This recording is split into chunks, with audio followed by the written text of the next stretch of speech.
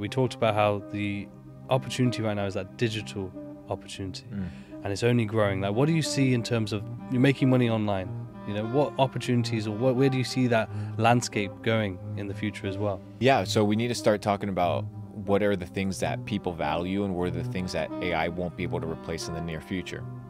So if AI is going to enter a situation whereby it's going to start taking over copywriting and podcast editing and thumbnails and all these things, you're like, okay, well, maybe if I'm an editor, no offense to all the editing crew, and maybe if I'm a producer of a show or maybe if I'm an artist, my job is going to have to shift.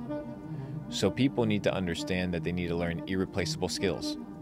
So skills that they can take and cross-pollinate in any niche. Sales, marketing, persuasion, leadership, the ability to have emotional intelligence and understand how to talk to people.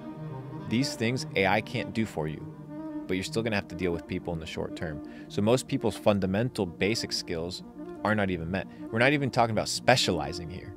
We're talking about the base fundamentals of how you're going to interact in the business space. So your ability to become a professional. Most people are focused on, oh, AI is going to disrupt this. Okay, well, what are you going to do about it? You need to become better in these different areas. Sales, marketing, persuasion, networking, leadership. These are non-negotiable essentials. Number 2, you need to be in high demand. So you either create demand or you place yourself where the money's going to go. We've created demand by creating content. So you can generate today massive amounts of demand through massive amounts of attention. Short form editing. You can either be an editor, make a ton of money clipping, ton of money because people want your service. We're talking about fast money right now, huh? Or you can be the person that wants to have a business or your personal brand that has content. And you're paying for what? Attention. So we have a massive attention game right now where people are exchanging dollars for attention and exchanging dollars for influence because they're realizing that the dollar's not worth as much as getting that attention and getting that currency. So it's something that people really value.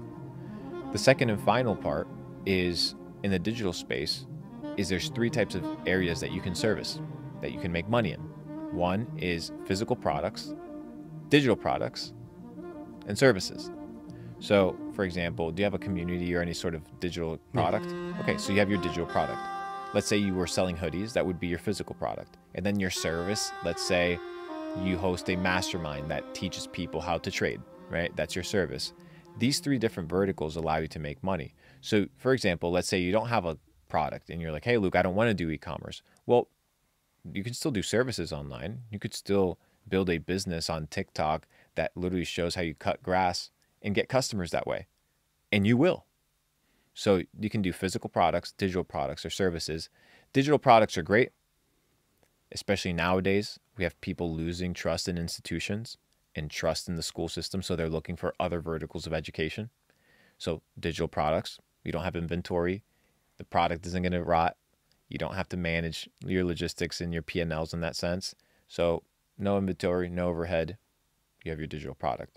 Your physical product, a little bit more complicated. And then your services, anybody can get started. Flipping sneakers is a service. Make tens of thousands of dollars a month. It's real. It exists. So find those verticals instead of looking at, oh, this is where you can make money. Every person is different. Everybody has a different wealth profile. The way that Warren Buffett got rich is a different way than Michael Jordan got rich, but they both got extremely wealthy.